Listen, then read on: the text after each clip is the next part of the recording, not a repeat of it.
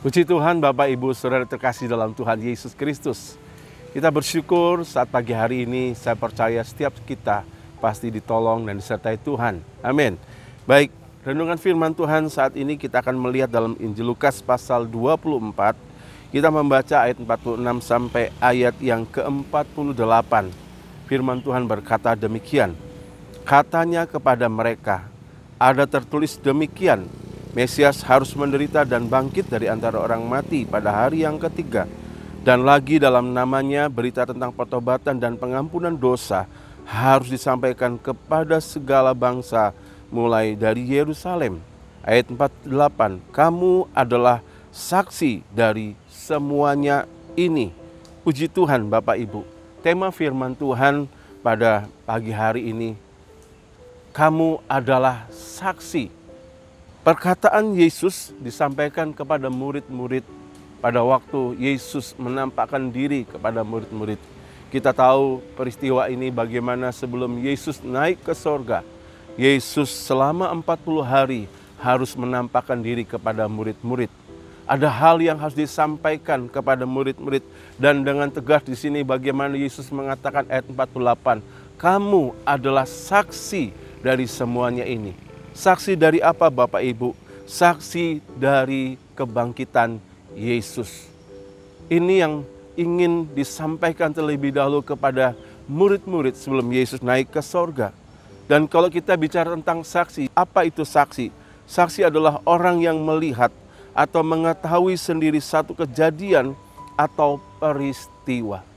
Hal ini penting disampaikan kepada murid-murid supaya murid-murid menjadi saksi. Saksi akan apa? Tadi dikatakan, seperti dikatakan bahwa ada tertulis. Dan kita tahu bagaimana Mesias, Yesus harus mati. Harus menderita. Tetapi pada hari ketiga, dia harus bangkit. Hal inilah yang ditekankan oleh Yesus. Hal inilah yang menjadi satu kesaksian bagi murid-murid. Bagaimana murid-murid melihat sendiri. Murid-murid mengetahui sendiri kejadian peristiwa akan kebangkitan Yesus. Bapak Ibu saudara kasih dalam Tuhan, kita melihat bagaimana peristiwa ini membangkitkan kehidupan daripada murid-murid. Kita tahu ada dua hal yang kalau kita bisa melihat pagi hari ini yang terjadi dalam kehidupan murid-murid. Pertama adalah dua orang yang menuju Emmaus. Mereka kehilangan harapan. Mereka berkecil hati karena apa? Yesus yang mereka harapkan untuk penyelamat, pembebas mereka harus mengalami kematian, harus disalib. Bahkan kita tahu juga bagaimana murid-murid mengalami ketakutan. Mereka berkumpul di satu tempat, semua pintu, jendela tertutup karena ya ada satu berita bagaimana murid-murid mencuri mayat Yesus. Mereka ada dalam satu ketakutan.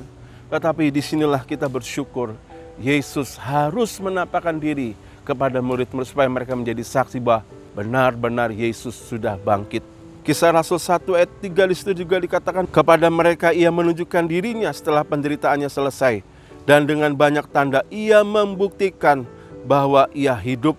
Sebab selama 40 hari ia berulang-ulang menampakkan diri dan berbicara kepada mereka tentang kerajaan Allah. Kebangkitan Yesus menunjukkan atau membuktikan bahwa Yesus telah hidup. Yesus telah bangkit Bapak Ibu. Dan luar biasa ini memberikan dampak yang sungguh signifikan dalam kehidupan murid-murid yang tadinya mereka kehilangan pengharapan. Dua orang Emmaus yang tadinya mereka ya sepertinya tidak ada lagi pengharapan, tetapi ketika mereka menyadari Yesus bangkit, mereka harus kembali ke Yerusalem pada malam itu juga. Dan mereka mengatakan benar-benar Yesus telah bangkit Bapak Ibu. Luar biasa, bahkan Yesus juga mengatakan jangan takut. Dan inilah menjadi satu berita pagi hari ini Bapak Ibu. Mari biarlah berita kebangkitan Yesus. Bahkan sampai kenaikan Yesus ini mengingatkan kita untuk apa? Percaya. Kita juga mau menjadi saksi akan kuasa kebangkitan Yesus. Bahwa dia adalah Allah yang hidup yang menyertai Bapak Ibu. Allah yang hidup yang kita sembah juga di dalam nama Tuhan Yesus pada siang hari ini. Ingin membangkitkan pengharapan, ingin mengusir segala ketakutan. Kalau mungkin hari-hari ini berkecil hati Bapak Ibu, karena ada situasi apapun, mari saya katakan, kita boleh berbesar hati karena apa? Kita punya Yesus yang telah bangkit. Kita memiliki Yesus yang telah membuktikan bahwa dia hidup Bapak Ibu. Itu sebabnya di dalam setiap khotbah-khotbah yang disampaikan murid-murid, Kalau Bapak Ibu bisa perhatikan dalam Kisah Rasul 2 ayat 32, bagaimana satu khotbah yang luar biasa dari Petrus. Di situ juga ditekankan bagaimana tentang mereka adalah saksi tentang kebangkitan Yesus. Dan ini yang membuat mereka begitu berani. Yang tadinya mereka dalam ketakutan, ya mereka tidak berani mengabarkan Injil. Tetapi ketika peristiwa mereka bagaimana melihat Yesus bangkit, bahkan dipenuhkan Roh Kudus, mereka bangkit dan mereka menjadi saksi benar-benar mereka melihat Yesus sudah bangkit. Dalam Kisah Rasul 3 ayat 15, Kisah Rasul 13 ayat 30, 31, 10 ayat 39, ini juga menyatakan tentang bagaimana murid-murid adalah saksi. Jadi Bapak Ibu, mari biarlah pagi hari ini berita kebangkitan dan sampai kenakan Yesus kiranya bukan sudah peristiwa yang biasa, tapi biarlah saya berdoa Bapak Ibu juga menjadi saksi. Benar-benar Yesus hidup dalam kehidupan kita.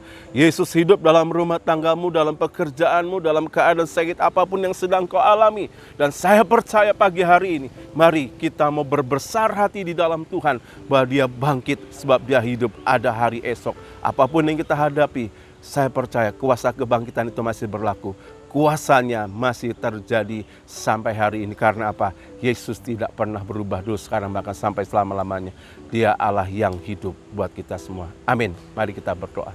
Tuhan Yesus, terima kasih. Kami bersyukur pagi hari ini. Biarlah Engkau juga mau menampakkan diri kepada kami lewat setiap firman Tuhan yang seringkali kami dengar. Untuk membangkitkan iman kami, membangkitkan pengharapan kami, membangkitkan mungkin hari-hari ini apa yang sedang mungkin kami dalam kelemahan Tuhan. Tapi biarlah kami boleh berbesar hati di dalam Yesus. Engkau Allah yang hidup, yang sanggup menolong, yang sanggup menyelamatkan kami. Kuasa kebangkitan itu terjadi atas setiap kami yang percaya kepada firman-Mu. Dan kami mau meresponi firman-Mu terjadi dalam hidup kami. Diberkatilah setiap kami Tuhan, dilawat setiap kami yang mau mengalami Tuhan lewat peristiwa kebangkitan dan kenaikan Tuhan. Terima kasih Bapa, kami mau menjadi saksi dan kami memberitakan benar-benar bahwa Engkau Allah yang hidup yang sudah melawat kehidupan kami semua. Rumah tangga kami, pekerjaan, kesehatan apapun, Tuhan melawat kami semua. Dalam nama Tuhan Yesus, haleluya, amin.